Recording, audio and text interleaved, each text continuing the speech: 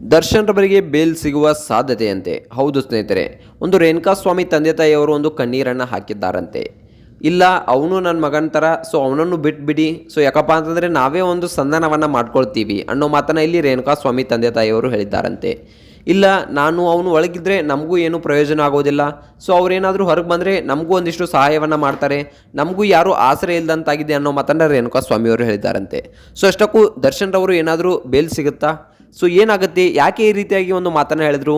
ಇದಕ್ಕೆ ಕೋರ್ಟ್ ಪ್ರತಿಕ್ರಿಯಿಸಿದ ಉತ್ತರವಾದರೂ ಏನು? ದರ್ಶನ್ ರವರು ಇದಕ್ಕೆ ಏನು ಹೇಳಿದರು? ಇದೆಲ್ಲದ್ರ ಬಗ್ಗೆ ಸಂಪೂರ್ಣವಾದ ಮಾಹಿತಿನ ಈ ಒಂದು ವಿಡಿಯೋದಲ್ಲಿ ನಾನು ನಿಮಗೆ ತಿಳಿಸ್ಕೊಡ್ತೀನಿ.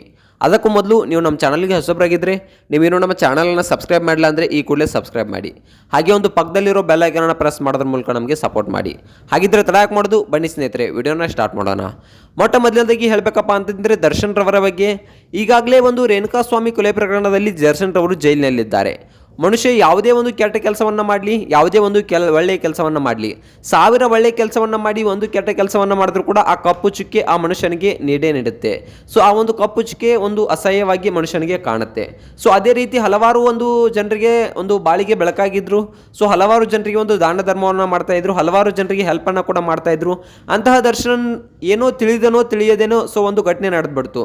ಸೊ ಅದೇ ಅವರ ಜೀವನದ ಒಂದು ಟರ್ನಿಂಗ್ ಪಾಯಿಂಟ್ ಆಗಿಬಿಡ್ತು. ಸೊ ಈಗಲೂ ಕೂಡ ಒಂದು ಜೈಲಿನಲ್ಲಿ ತುಂಬ ಒಂದು ಕಷ್ಟವನ್ನು, ನೋವನ್ನು, ಸಂಕಟವನ್ನು ಅನುಭವಿಸ್ತಾ ಇದ್ದಾರೆ.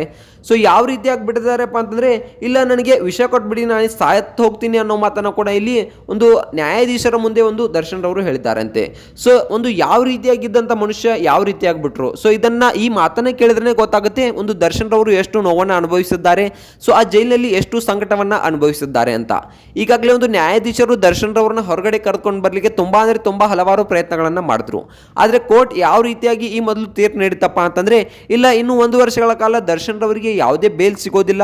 ಸೊ ಹಲವಾರು ಬಾರಿ ನೀವು ಒಂದು ಕೋರ್ಟ್ನ ಟೈಮನ್ನು ವೇಸ್ಟ್ ಮಾಡಬೇಡಿ, ಇನ್ನು 1 ವರ್ಷದ ಕೆಳಗಡೆ ದರ್ಶನ್ ರವರ ಕೇಸ್ ಮುಕ್ತಾಯಗೊಳ್ಳಬೇಕು, ದರ್ಶನ್ ರವರ ಕೇಸ್ ಏನು ಅನ್ನೋದು ಸಂಪೂರ್ಣವಾಗಿ ಫಲಿತಾಂಶ ಇನ್ನು 1 ವರ್ಷದ ಒಳಗಡೆ ನೀಡಬೇಕು. ಇಲ್ಲದಿದ್ದರೆ ಸುಮ್ಮನೆ ಕೋರ್ಟ್ ಟೈಮನ್ನು ವೇಸ್ಟ್ ಮಾಡಿಬಿಡಿ, ಅವರಿಗೆ ಬೇಲ್ ಸಿಗೋದಿಲ್ಲ ಅನ್ನೋ ಮಾತನ್ನು ಕೂಡ ಇಲ್ಲಿ ಒಂದು ನ್ಯಾಯಾಧೀಶರು ಸಂಪೂರ್ಣವಾಗಿ ಸ್ಪಷ್ಟನೆಯನ್ನು ನೀಡಿಬಿಟ್ಟಿದ್ರು.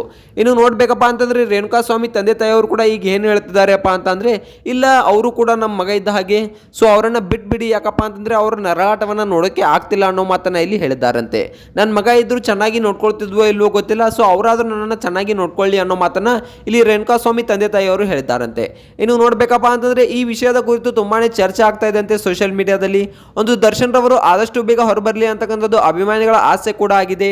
ಇನ್ನು ದರ್ಶನ್ ರವರು ಆದಷ್ಟು ಬೇಗ ಹೊರಬರಲಿ ಅನ್ನೋದು ಎಲ್ಲರ ಕೂಡ ಆಸೆ ಕೂಡ ಆಗಿದೆ. ಒಂದು ವಿಜಯಲಕ್ಷ್ಮಿ ಅವರು ಕೂಡ ತುಂಬಾ ಪರಿಶ್ರಮವನ್ನು ಪಡ್ತಾ ಇದ್ದಾರೆ ಇದಕ್ಕಾಗಿ. ಹಾಗೆ ಒಂದು ಲಾಯರ್ ಅವರು ಕೂಡ ತುಂಬಾ ಒಂದು ಪರಿಶ್ರಮವನ್ನು ಪಡ್ತಾ ಇದ್ದಾರೆ. ಇನ್ನು ಕಾದು ನೋಡಬೇಕಾಗಿದೆ ಏನಾಗುತ್ತೆ ಅನ್ನೋದನ್ನ. ಸೊ ಈ ಒಂದು ದರ್ಶನ್ ರವರ ಬಗ್ಗೆ ಏನು ಅನಿಸುತ್ತೆ ನಿಮಗೆ? ಆದಷ್ಟು ಬೇಗ ಹೊರಬರಬೇಕಾ ಅಥವಾ ಹೊರಗೆ ಬರಬಾರ್ದಾ? ಅವರು ಮಾಡಿದ ತಪ್ಪಿಗೆ ಅವರು ಒಳಗಡೆ ಇರಬೇಕಾ? ಇದ್ರ ಬಗ್ಗೆ ನಿಮ್ಗೆ ಅನಿಸುತ್ತೆ ಅನ್ನೋದನ್ನ ಕಮೆಂಟ್ ಮಾಡಿ.